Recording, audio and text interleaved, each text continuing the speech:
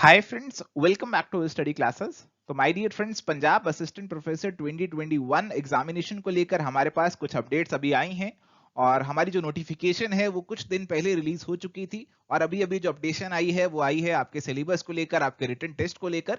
तो सारी बातें आज आपके साथ डिस्कस करने वाले हैं Punjab assistant professor 2021 commerce examination के बारे में। और हाँ, ये भी आपको बताएंगे कि अवर स्टडी क्लासेस कैसे इसे कवर अप करने वाला है, क्या कोर्स आपके लिए लेकर आने वाले हैं। तो आइए डिस्कशन को स्टार्ट करते हैं।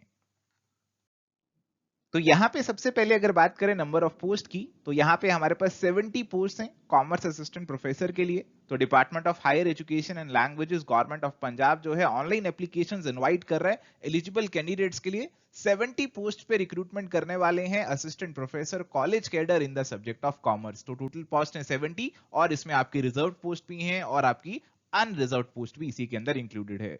एडवर्टीजमेंट नंबर 5 2021 है। डिटेल्ड एडवर्टीजमेंट का लिंक भी इस वीडियो के डिस्क्रिप्शन में आपको प्रोवाइड कर देंगे ताकि आप डिटेल में पढ़ना चाहें तो भी पढ़ सकते हैं। वैसे सारी इंपॉर्टेंट बातें आज हम यहां पे आपके साथ फटाफट डिस्कस करने वाले हैं। तो उसके बाद अगर बात करें कहां पे आपको अप्लाई करना है, देखो ऑनलाइन आपको अप्लाई करना है educationrecruitmentboard.com या फिर eservices.gndu.ac.in गवर्नमेंट रिक्रूटमेंट। जो सेकंड वाला लिंक है इस पे मैंने ट्राई किया था, तो इस पे यहाँ पे एप्लीकेशन फॉर्म्स आपके ओपन है, आप यहाँ पे अप्लाई कर सकते हैं। और डेट है जी आपकी 8 नवंबर 2021। तो इस डेट तक जो है आपको अपनी एप्लीकेशन जो है सबमिट करनी होगी। 8 नवंबर 2021 5 बजे तक आपको अपनी एप्लीकेशन सबमिट कर देनी है। तो अगर आप एलिजिबल हैं इस पोस्ट के लिए तो आपको जरूर अप्लाई करना चाहिए और 8 नवंबर से पहले पहले आप अप्लाई कर सकते हैं। तो बात कर लेते हैं एलिजिबिलिटी क्राइटेरिया की भी। तो यहां पे देखो जी, जो नॉर्मल आपका एलिजिबिलिटी क्राइटेरिया चलता है वैसा ही क्राइटेरिया देखने को मिल रहा है।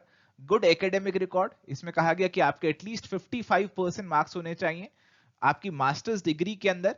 तो मास्टर्स में आपको, पोस्ट ग्रेजुएशन में आपको 55% मार्क्स चाहिए। हालांकि इसमें कुछ रिलैक्सेशन भी मिलती है अगर आप किसी कैटेगरी को बिलोंग करते हैं। इसके अलावा आपने मेट्रिकुलेशन एग्जामिनेशन में पंजाबी जो है वो पास किया होना चाहिए। तो पंजाबी का पेपर आपका पास होना चाहिए तभी आप इस एग्जाम के लिए एलिजिबल हैं। तो बाकी स्टेट के जो कैंडिडेट्स हैं जिनकी क्वेरीज थी कि आप अप्लाई कर सकते हैं या नहीं कर सकते, तो अगर आपने पंजाबी का पेपर पास किया हुआ है, पंजाबी मेट्रिकुलेशन लेवल का पेपर पास किया हुआ है, तो आप एलिजिबल हैं, आप अप्लाई कर सकते हैं। अगर नहीं किया हुआ तो आप अप्लाई नहीं कर सकते। इसके अलावा बोला गया, इसके अलावा नेशनल एलिजिबिलिटी टेस्ट जो है, नेट का एग्जाम जो है वो आपको पास करना जरूरी है। नेट के एग्जाम को पास किए बिना आप असिस्टेंट प्रोफेसर कॉलेजेस में नहीं बन सकते। तो जो लोग पूछते हैं ना कि नेट की कोई अहमियत नहीं रह गई, नेट करने का कोई फायदा नहीं है, देखो अगर आपका नेट पास नहीं है तो आप इस एग्जाम देने के लिए एलिजिबल बिल्कुल भी नहीं बनते। हाँ, पर अगर आपको पीएचडी डिग्री मिल चुकी है, अगर आपको पीएचडी डिग्री अवार्ड हो चुकी है in accordance with UGC regulations, तो आपको नेट वाली कंडीशन पूरी करने की रिक्वायरमेंट नहीं है। तो यहां पे बात कर लेते हैं मोड ऑफ सिलेक्शन की। तो आपका जो रिक्रूटमेंट होने वाला है, it will be made purely on the basis of scores which have been achieved in the written test. यानी कि आपकी सिलेक्शन प्योरली मेरिट बेसिस पे होने वाली है। अगर आपको ये चिंता थी कि कैसे हम अप्रोच लगा पाएंगे, करप्शन होती है, ये सारी बातें अगर आप सोच रहे थे, तो अब इन सब चीजों को बिल्कुल मत सोचिए। बहुत ही ट्रांसपेरेंसी से आपका एग्जाम कंडक्ट किया जाएगा। आपके जो मार्क्स होंगे रिक्रूटमेंट टेस्ट के, उसी के बेसिस पे आपका सिलेक्शन होने वाला है। तो आपका पूरा फोकस होना चाहिए कि आप इस रिटन टेस्ट के अंदर मैक्सिमम स्कोर लाने की कोशिश करो।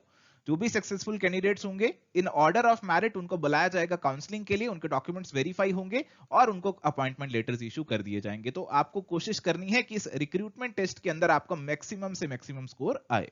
और हाँ, यहाँ पे जो हमारे पार्ट टाइम गेस्ट फैकल्टी और कॉन्ट्रेक्चुअल टीचर्स हैं जो कि गवर्नमेंट कॉलेजेस में काम कर रहे हैं, उनको एक्स्ट्रा वेटेज भी दी जाएगी। 1 मार्क दिया जाएगा हर completed academic year of teaching के लिए, subject to maximum of 5 marks. तो उनको यहाँ पे हर साल हर एकेडमिक ईयर कंप्लीशन के 1 मार्क एक्स्ट्रा मिलेंगे और मैक्सिमम 5 मार्क्स तक ही उनको यहाँ पे मिल सकते हैं। तो जो हमारे पुराने टीचर हैं, कॉन्ट्रेक्चुअल बेसिस पे काम कर रहे हैं गवर्नमेंट कॉलेजेस में, तो वो यहाँ पे इस चीज का भी बेनिफिट यहाँ पे ले सकते हैं। चलिए, पे एंड सैलरी की अगर बात करें तो बहुत ही हैंडसम पे होने वाली है। तो बेसिक पे जो है वही आपकी 56,100 होने वाली है for 3 years of the probation period. तो आपकी जो बेसिक पे रहेगी वही स्टार्टिंग पे जो आपकी रहेगी वो 56,000 रहेगी। तो बहुत ही हैंडसम अमाउंट है मेरे अकॉर्डिंग। और इस एग्जामिनेशन को आप क्रैक कर लेते हैं तो आप एक बहुत ही अच्छी पोस्ट आपको यहाँ पे मिल जाएगी और आपका कैरियर कहीं ना कहीं सेट हो जाएगा। चलिए एज लिमिट की बात भी कर लेते हैं। एज लिमिट के बारे में बताया जी 18 से 37 इयर्स तक के बीच में आपकी एज होनी चाहिए एज ऑन 1 जनवरी 2022। एज रिलैक्सेशन भी दी जाएगी कुछ कैटेगरीज को यहाँ पे, तो कुछ कैटेगरीज में अगर आप फॉल करते हैं तो आपको एज रिलैक्सेशन भी मिल जाएगी। और साथ ही अगर आपको अप्लाई करना है तो क्या एप्लीकेशन फीस रहेगी वो भी यहाँ पे बता रखा है। तो नॉर्मली आपकी 1500 फीस रहेगी, बट अगर आप किसी कैटेगरी को बिलोंग करते हैं तो आपकी फीस यहाँ पे कम हो जाएगी। और देखिए यहाँ पे एक बात लिखी है एडवर्टीजमेंट के अंदर कि जो ये पोस्ट होंगी they are temporary but likely to be continued. तो टेम्परेरी बेसिस पे लेकर आए हैं बट इनको कंटिन्यू किया जाएगा। तो पर्सन जो यहाँ पे अपॉइंट होंगे वो इनिशियली 3 इयर्स के प्रोबेशन पीरियड पे अपॉइंट होंगे और इस अपॉइंटमेंट को टर्मिनेट भी किया जा सकता है अगर आपका कंडक्ट सेटिस्फैक्टरी नहीं होता। तो ऐसी कुछ बातें भी लिखी गई हैं। देखो जनरली आपकी जो रिक्रूटमेंट होती है वो इसी तरीके से होती है। इनिशियली आप जो है प्रोबेशन पीरियड पे काम करते हैं और फिर आपको परमानेंट कर दिया जाता है। तो आप ये मत सोचिए कि टेम्परेरी पोस्ट है 3 साल के बाद निकाल देंगे, ऐसा बिल्कुल मत सोचिए। आप यही मानकर चलिए कि अगर आप इस एग्जाम को क्लियर कर लेते हैं तो आप लाइफ टाइम ये जो पोस्ट है इसको एंजॉय कर सकेंगे। आप ये बिल्कुल भी मत सोचना कि आपको निकाल देंगे। हाँ, अनलेस एंड अनटिल कि आपका कोई ऐसा ऑब्जेक्टिव है कि आपने वहां जाके मिसकंडक्ट करना है, आपने कुछ वहां पे जाके तूफान मचाना है, तो हो सकता है आपको निकाल दे। पर नॉर्मली जनरली आपको नहीं निकालेंगे और आप रेगुलर बेसिस पे अपना जो काम है, अपनी जो पोस्ट है उसको एंजॉय कर सकेंगे। और देखिए जी सिलेबस और एग्जाम पैटर्न की अगर हम बात करें तो इसको लेकर काफी क्वेरीज आ रही थी और अभी रिसेंटली इसको क्लियर किया गया। तो कहा गया कि आपका जो रिटन टेस्ट होगा वो 20 और 21 नवंबर को होगा। तो आपका जो रिटन टेस्ट होने वाला है उसमें बहुत ही कम समय रह गया है। डिटेल्ड डेट शीट जो है उसे भी बहुत ही जल्द अपलोड कर दिया जाएगा। तो काफी ज्यादा समय तो नहीं है अब तैयारी के लिए, अराउंड 25 डेज है हमारे पास तैयारी करने के लिए। और रिटन टेस्ट जो है आपका 100 मार्क्स का होगा। यहाँ पे कोई नेगेटिव मार्किंग इसके अंदर नहीं होने वाली है। 100 एमसीक्यूज आपके होंगे। हर एक क्वेश्चन के 4 ऑप्शंस होने वाले हैं जिसमें से आपका एक ऑप्शन करेक्ट होगा। जो नॉर्मली आप एमसीक्यूज अटेम्प्ट करते हैं उसी तरीके से आपका एग्जाम होगा। और सिलेबस के बारे में तो केवल इतना ही लिख दिया कि syllabus will be as per UGC NET in the respective subject. तो जो कॉमर्स का यूजीसी नेट का सिलेबस है, अगर आपने अच्छे से तैयारी उसकी कर रखी है तो आपको वो तैयारी यहाँ पे भी काम आएगी। हमारे काफी सारे स्टूडेंट्स हमसे पूछते हैं कि सर ये यूजीसी नेट वाला जो कोर्स है आपको करें कि ना करें, डिटेल में पढ़ने का फायदा है या नहीं है। तो मैं उनसे हमेशा कहता हूं कि आपने केवल नेट एग्जाम क्लियर करने के लिए सिलेबस को नहीं पढ़ना, आपने इस सिलेबस को पढ़ना है क्योंकि आगे आपने अपना कैरियर बनाना है। तो कहीं ना कहीं इसी सिलेबस से आपका कैरियर बनेगा। तो देखो यहां पे भी उन्होंने लिख दिया कि आपको यूजीसी नेट वाला सिलेबस अच्छे से आपने पढ़ाई किया हुआ है तभी आप जो है इस एग्जाम को क्रैक कर पाओगे। सिलेबस आपका बिल्कुल सेम है, अच्छे से पढ़ाई किया हुआ है आपने, तो आप इस एग्जाम को भी क्रैक कर सकते हो। तो इसीलिए आपसे एडवाइस मेरी हमेशा यही रहती है कि ऐसी कोशिश कभी मत करना कि कैसे तैसे करके तुक्के मार के नेट क्लियर कर लो। ऐसी कोशिश कभी मत करना।